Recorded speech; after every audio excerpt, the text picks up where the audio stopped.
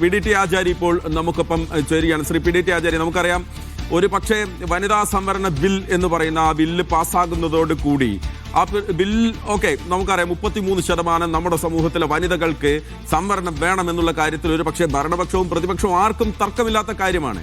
അതോടൊപ്പം എടുത്തു പറയേണ്ട ഒരു കാര്യം മണ്ഡല പുനർനിർണയവും ലോക്സഭാ മണ്ഡലങ്ങളുടെ എണ്ണം കൂട്ടുന്നതുമാണ്.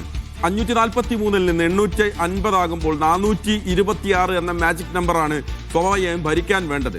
ഇപ്പോൾ മഹാരാഷ്ട്ര പോലുള്ള, മധ്യപ്രദേശ് പോലുള്ള, വെസ്റ്റ് ബംഗാൾ പോലുള്ള, അല്ലെങ്കിൽ BJPക്ക് വലിയ തോതിൽ സീറ്റ് സമാഹരിക്കാൻ പറ്റുന്ന ഒരു 5ഓ 8ഓ സ്റ്റേറ്റുകൾ ഉണ്ടെങ്കിൽ ഭരണം എന്നേക്കുമായി നിലനിർത്താൻ പറ്റുന്ന ഒരു സാഹചര്യം സ്വാഭാവികമായി ഉണ്ടാകും.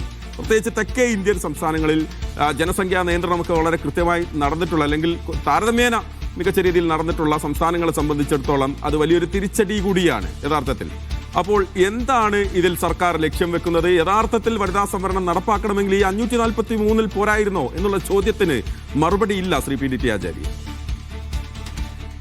അതിപ്പോ 543 സംവരണം ഏർപ്പെടുത്തിയാൽ ഇന്നിപ്പോ നിലവിലിരിക്കുന്ന പല MP-മാർക്കും സീറ്റുകൾ നഷ്ടപ്പെടുമെന്നുള്ളൊരു പേടി അവർക്കുണ്ടെന്ന് വെച്ചു.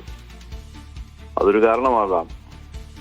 എന്തായിരുന്നാലും നിലവിലുള്ള MP-മാരുടെ മനസ്സിൽ ആ ഒരു ഭയം ഉണ്ടായിരുന്നു. ഇതിപ്പോ ഇതിന്റെ ഈ ലോക്സഭയുടെ അംഗസംഖ്യ വർദ്ധിപ്പിക്കുകയാണെങ്കിൽ അത് ഒരു വളരെ ഒരു പരിധി വരെയും ആ ഒരു ബുദ്ധിമുട്ട് ഒഴിവാക്കാൻ പറ്റും എന്നാണ് എനിക്ക് തോന്നിയിട്ടുള്ളത്. പക്ഷെ അതോടൊപ്പം തന്നെയാണ് ഈ പറഞ്ഞിരിക്കുന്നത്. ഇപ്പം വലിയ സംസ്ഥാനങ്ങൾ, ഇപ്പം നേരത്തെ ശ്രീ ധനസുമോദ് നേരത്തെ ഒരു കണക്ക് പറയുന്നുണ്ട്. 71 8 കോടി ജനസംഖ്യ ഉണ്ടായിരുന്നു ഉത്തർപ്രദേശിൽ, ഇപ്പോൾ ഏതാണ്ട് 25 കോടിയിലധികം ജനസംഖ്യ വന്നു. അങ്ങനെയെങ്കിൽ അവിടെ ഏതാണ്ട് ഒരു 10-250 സീറ്റ് അവിടെ മാത്രം UP മാത്രം വേണ്ടി വരും. 10 ലക്ഷം തോതിൽ ഒരു പ്രതിനിധി എന്ന നിലയിലേക്കാണ് നമ്മൾ എടുക്കുന്നതെങ്കിൽ അങ്ങനെ വേണ്ടി വരും. ഇനി അതല്ല, അതിനുമപ്പുറത്ത് നേരെ മറിച്ച് 50% എന്നുള്ള നീക്കമാണ് വരുന്നതെങ്കിൽ ആ 120 സീറ്റായിട്ട് അവിടെ സ്വാഭാവികമായും മാറും. അപ്പോൾ ഭരണത്തിൽ നിലവിലിരിക്കുന്ന ആളുകൾക്ക് സുഖമായിട്ട് അവരെ MP-മാരെ കണ്ടത് മാത്രമല്ല, മണ്ഡല പുനർനിർണയം എന്ന് പറയുന്നത് നടപ്പാക്കുമ്പോൾ തന്നെ പ്രതിപക്ഷത്തിനെ സംബന്ധിച്ചിടത്തോളം ഇതൊരു ട്രാപ്പാണ് എന്ന് പറഞ്ഞാൽ അതിൽ തെറ്റുണ്ട്. കാരണം നാളെ സഭയ്ക്കകത്ത് ഇതിന് അനുകൂലമായി വോട്ട് ചെയ്യാവുന്ന ഒരു സാഹചര്യം ഇല്ലെങ്കിൽ എന്നേക്കുമായി ഇന്ത്യയിലെ വനിതകളെ മുഴുവൻ ആ സംവരണം വന്നപ്പോൾ അതിനെതിർത്ത് വോട്ട് ചെയ്തവരാണ് എന്ന് പറഞ്ഞ് എന്നും അവർക്കൊരു കരിനിഴൽ അവരുടെ മുകളിൽ ഉണ്ടാകും. യഥാർത്ഥത്തിൽ പ്രതിപക്ഷം അത് തിരിച്ചറിയുന്നുണ്ട് എന്ന് താങ്കൾക്ക് തോന്നുന്നുണ്ടോ? അത് പ്രതിപക്ഷത്തിന്റെ ഒരു കൗണ്ടർ അറ്റാക്ക് അല്ലെങ്കിൽ ഒരു ഡിഫൻസ് എന്ന് പറയുന്നത് അത്ര ശക്തമായതല്ല എന്ന് എനിക്ക് തോന്നിയിട്ടുണ്ട് പലപ്പോഴും. ഈ കാര്യത്തിൽ വാസ്തവം പറഞ്ഞാൽ പ്രതിപക്ഷം ഉന്നയിക്കേണ്ട പ്രധാന പ്രശ്നം എന്ന് പറയുന്നത് അവര് വനിതാ സംവരണത്തിന്റെ ബില്ലിനെ അവർ സപ്പോർട്ട് ചെയ്തതാണ്.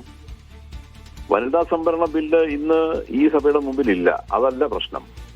വനിതാ സംവരണം എന്ന് പറയുന്നത് ഭരണഘടനയുടെ ഒരു ഭാഗമായി കഴിഞ്ഞ് 2023 തന്നെ ഇപ്പൊ ചെയ്യുന്നതെന്ന് പറഞ്ഞു കഴിഞ്ഞാൽ അത് നടപ്പിലാകുന്ന സമയത്തിനെ കുറിച്ചുള്ള ഒരു സംഗതിയാണ്.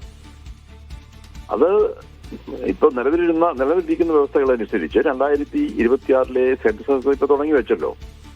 ഇത് കംപ്ലീറ്റ് ചെയ്തിട്ട് അതിനുശേഷം ഡിലിമിറ്റേഷൻ കമ്മീഷൻ അപ്പോയിന്റ് ചെയ്ത് അവരുടെ എക്സസൈസുകളെ കഴിയുമ്പോഴാണ് ഇത് നടപ്പിലാവുന്നത്. അതിപ്പോ 2029 ഇത് നടപ്പിലാവുള്ളൂ. അതിനു മുമ്പ് നടപ്പിലാക്കാൻ പറ്റില്ലല്ലോ. ഇപ്പൊ 16-ാം തീയതി എന്തുകൊണ്ട് ഈ ബില്ല് ധൃതി പിടിച്ചു കൊണ്ടുവന്നു? 2 സംസ്ഥാനങ്ങളുടെ അസംബ്ലി ഇലക്ഷൻ ഒരാഴ്ചയ്ക്ക് ശേഷം വരുമ്പോൾ ഈ സമയത്ത് ഇപ്പോൾ ധൃതി പിടിച്ച് ഇത് കൊണ്ടുവന്നു എന്നുള്ളതൊരു പ്രശ്നം. അതൊരു ചോദ്യം ചോദിക്കണ്ടേ ശക്തമായി? എന്തുകൊണ്ട് 2 സംസ്ഥാനങ്ങളിലെ ഇലക്ഷൻ നടക്കാൻ പോകുമ്പോൾ ഇത് കൊണ്ടുവരേണ്ട കാര്യം എന്താ? 29-ാം തീയതിക്ക് ശേഷം ചെയ്യാമായിരുന്നല്ലോ, അല്ലെങ്കിൽ അടുത്ത സെഷനിൽ ചെയ്യാമല്ലോ. അപ്പോഴും വ്യത്യാസമൊന്നും വരുന്നില്ല.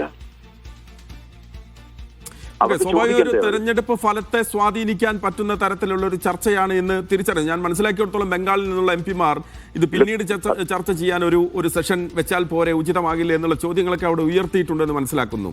ഇപ്പം 71 ഇന്ദിരാഗാന്ധിയുടെ കാലത്ത്, 2001 അടൽ ബിഹാരി വാജ്പേയിയുടെ കാലത്തും അന്നും ഈ ബില്ലും ഈ പറയുന്ന രീതിയിൽ മണ്ഡല പുനർനിർണയമൊക്കെ അവരുടെ മുന്നിൽ വന്നതാണ്. പക്ഷെ അന്ന് അത് നീക്കി വീണ്ടും 25 വർഷം കഴിഞ്ഞിട്ട് ആലോചിക്കുക എന്ന് പറഞ്ഞ് നീക്കി വെച്ചതാണ്.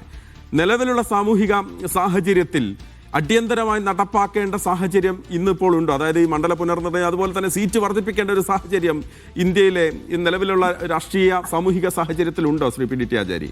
ഇതിപ്പോ എന്താ പ്രശ്നം എന്ന് ചോദിച്ചാൽ UP-ൽ 25 കോടി ജനങ്ങളുണ്ട്. ആ 25 കോടി ജനങ്ങള് ഇന്ന് നിലവിലിരിക്കുന്ന വ്യവസ്ഥ അനുസരിച്ച് 25 കോടി ജനങ്ങളുള്ള ആ രാജ്യത്ത് ഒരു മണ്ഡലത്തിന്റെ ശരാശരി പോപ്പുലേഷൻ എന്ന് പറഞ്ഞാൽ 31 ലക്ഷമാണ്. 71 ഇത് ഫിക്സ് ചെയ്തതും 10 ലക്ഷം എന്നുള്ളതായിരുന്നു. ഇന്ന് 31 ലക്ഷം ശരാശരി ആയിക്കഴിഞ്ഞിരിക്കുന്നു. നമ്മുടെ കേരളത്തിൽ പോലും അത് 17 ലക്ഷത്തോളം ഉണ്ടെന്നാണ് എനിക്ക് തോന്നുന്നത്. ഒരു ആവറേജ് ഒരു കോൺസ്റ്റിറ്റ്യുവൻസിയുടെ സൈസ് അല്ലെങ്കിൽ അതിന്റെ വലിപ്പം, അതിന്റെ ജനസംഖ്യ. അങ്ങനെ വരുമ്പോ ഈ ഭരണഘടനയുടെ 81-ാം വകുപ്പില് അതിന്റെ 2ാമത്തെ ക്ലോസിൽ കൊടുത്തിരിക്കുന്ന ഒരു ഫോർമുലയുണ്ട്. ആ ഫോർമുല അനുസരിച്ച് ഇന്ത്യയിലെ എല്ലാ കോൺസ്റ്റിറ്റ്യുവൻസികളിലെയും പോപ്പുലേഷന്റെ ലെവൽ ഒന്നായിരിക്കണം കഴിയുന്നിടത്തോളം എന്ന് പറയുന്നുണ്ട്. അതൊരു മാൻഡേറ്ററി പ്രൊവിഷനാണത്. ആ പ്രൊവിഷൻ ഇവര് മാറ്റിയിട്ടില്ല, അത് റീറ്റെയിൻ ചെയ്തിട്ടുണ്ട്. അതിന്റെ അർത്ഥം എന്താണെന്ന് ചോദിച്ചു കഴിഞ്ഞാൽ ആ പ്രൊവിഷൻ അനുസരിച്ചേ ചെയ്യാൻ പറ്റുള്ളൂ. അപ്പൊ ഇവർ ഈ 50% കൊണ്ടുവരുന്നു എന്ന് പറഞ്ഞാൽ എന്താണ് അതിന്റെ അർത്ഥം എന്നുള്ളത് എനിക്ക് മനസ്സിലാകുന്നില്ല. ഈ ഭരണഘടനയുടെ ഈ ഒരു പ്രൊവിഷൻ നിലനിൽക്കുമ്പോൾ, അതായത് എല്ലാ സംസ്ഥാനങ്ങളിലെയും പോപ്പുലേഷൻ, മണ്ഡലത്തിന്റെ പോപ്പുലേഷൻ ബേസ് എന്ന് പറയുന്നത് ഒന്നായിരിക്കണം. 10 ആണെങ്കിൽ 10, 15 ആണെങ്കിൽ 15, 20 ആണെങ്കിൽ 20 എന്താണെന്നുള്ളത് തീരുമാനിക്കണ്ടേ? ഇപ്പൊ 20 ലക്ഷം ആണ് ഒരു ഭരണഘടന ഒരു മണ്ഡലത്തിന്റെ സൈസ് എന്ന് അല്ലെങ്കിൽ പോപ്പുലേഷൻ ബേസ് എന്ന് തീരുമാനിച്ചു കഴിഞ്ഞാൽ നമുക്ക് തീർച്ചയായിട്ടും നമ്മുടെ സീറ്റിന്റെ എണ്ണം കുറയും. യു പിയിലാണെങ്കിൽ അത് കൂടുകയും ചെയ്യും.